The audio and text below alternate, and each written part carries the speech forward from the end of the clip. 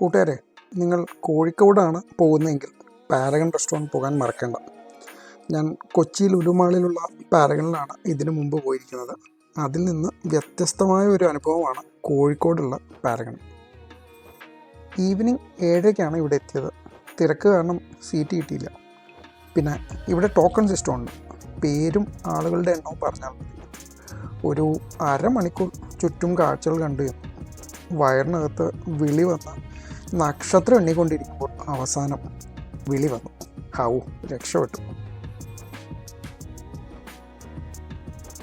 അടുത്ത ദിവസം യാത്ര ഉണ്ടായിരുന്നതുകൊണ്ട് അധികം ഐറ്റംസ് ട്രൈ ചെയ്തില്ല. പക്ഷെ കഴിച്ച ഐറ്റംസ് എല്ലാം എൻ്റെ അമ്മ കിടിലെന്ന്. പിന്നെല്ലാം വളരെ പെട്ടെന്നായിരുന്നു.